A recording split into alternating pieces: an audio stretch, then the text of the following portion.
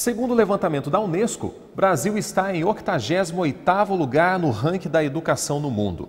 O especialista Gabriel Aquino fala sobre os principais problemas que atrapalham o desenvolvimento do ensino no país.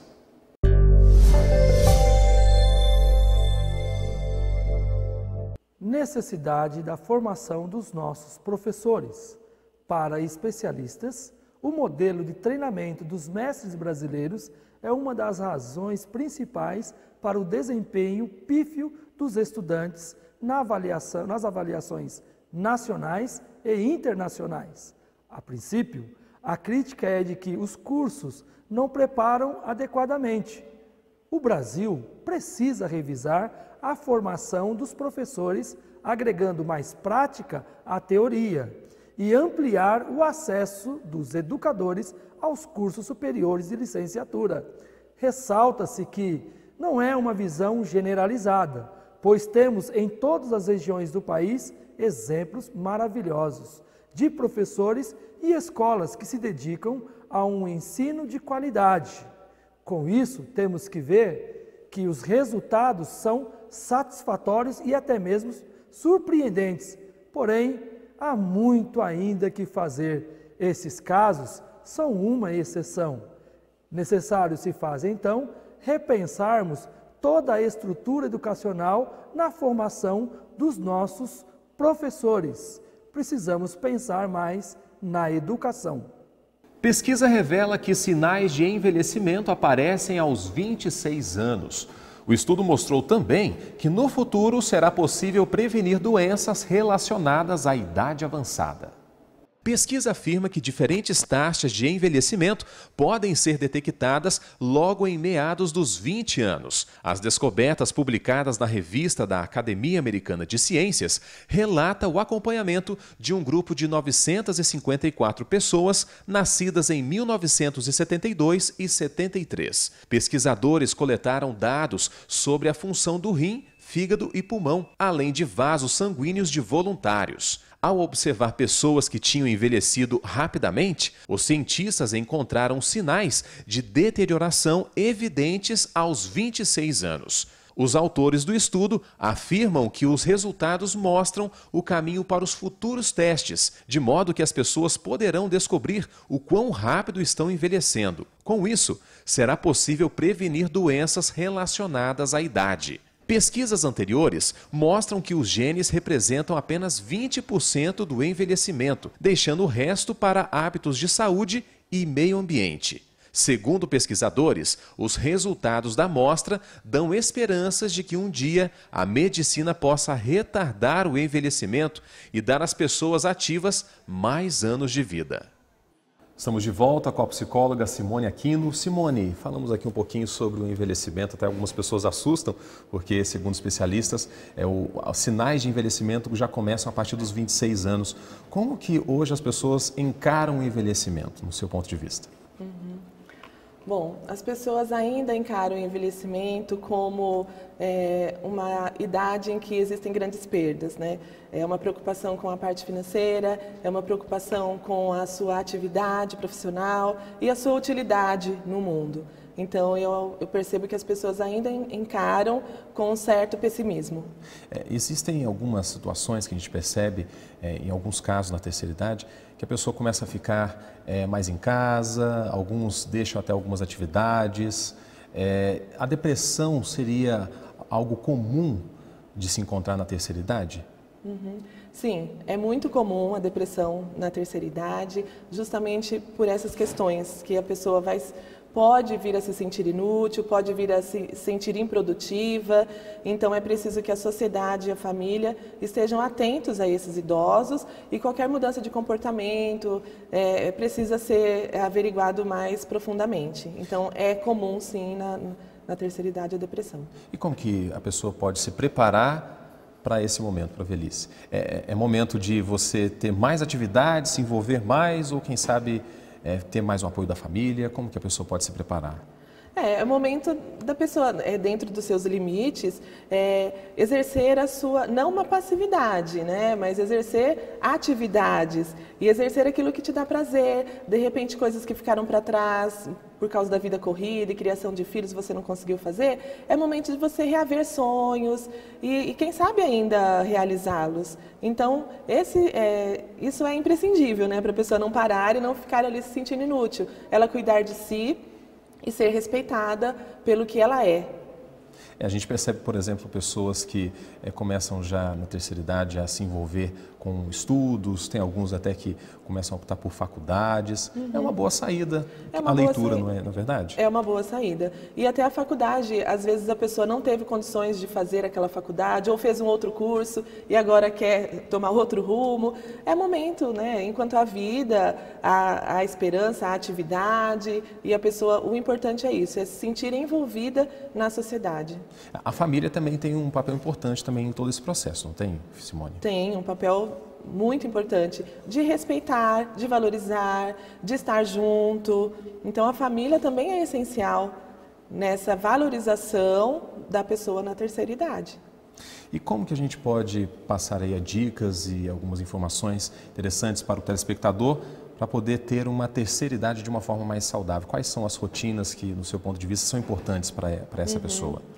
Eu acho que o básico é cuidar de si, né? Começando pela saúde, ficando ao sol, não ficando só trancado dentro de casa, procurar coisas que te dê prazer, procurar em que você ainda é útil, né? Procurar resgatar a sua história também, que ela é importante. E se teve perdas, teve tragédias, mas você sobreviveu, isso é importante. Então, reavaliar a vida de uma forma positiva. Sim. Né? Encarar a vida de uma forma positiva. Isso, com certeza, dará uma segurança maior aí nessa terceira idade. É verdade. Então, a terceira idade também tem as suas belezas e é preciso saber desfrutá-las. Isso, exatamente.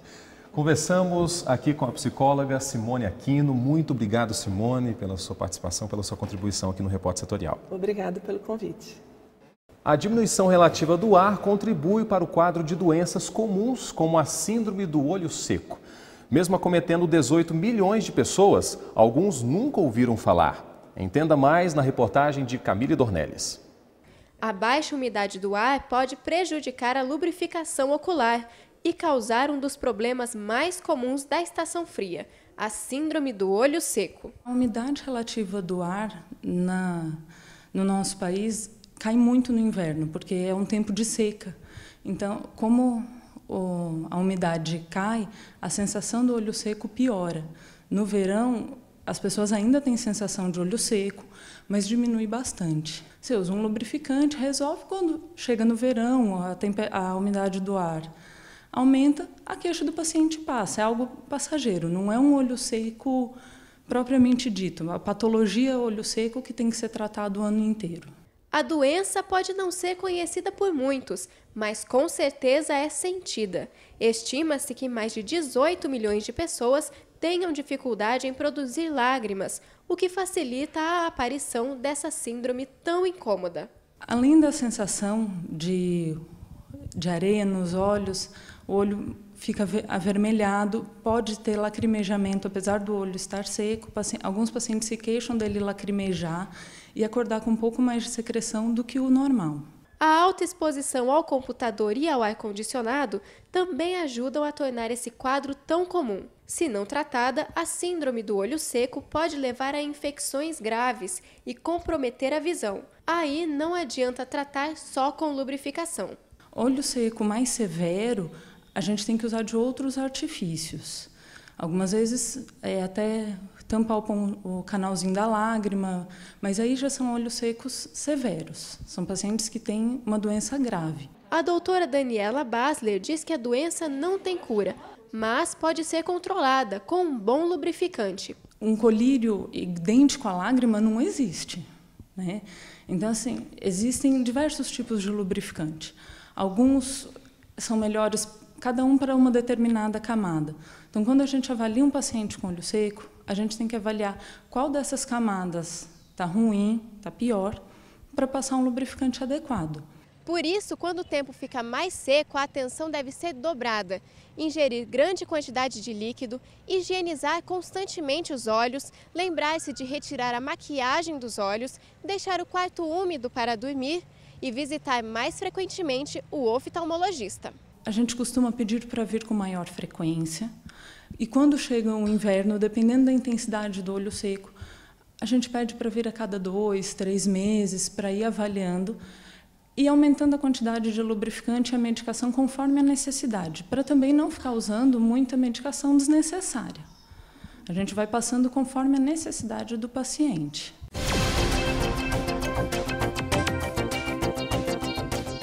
Clínica em Águas de Lindóia, interior de São Paulo, auxilia pacientes do tratamento de várias doenças com uma técnica diferente, a hidrocolonterapia, método milenar que utiliza a água para a limpeza e hidratação dos intestinos.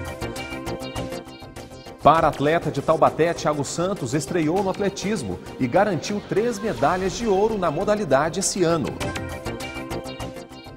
O Hospital de São José dos Campos utiliza animais de estimação para a recuperação de crianças.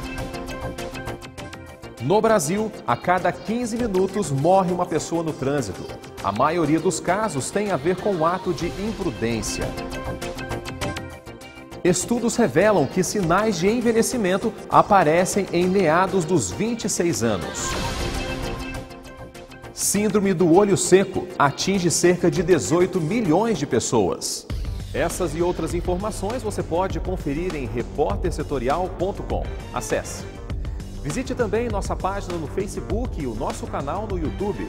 Um abraço para você e até o nosso próximo encontro. Tchau!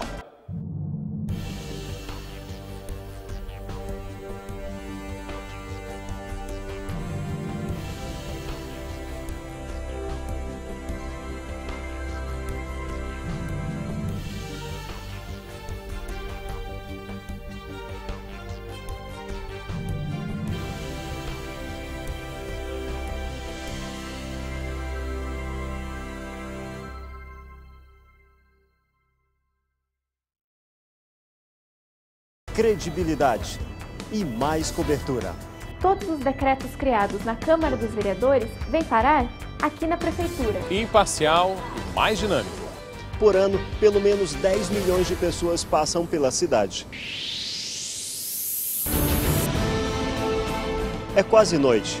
Esta é a avenida que liga o velório ao cemitério.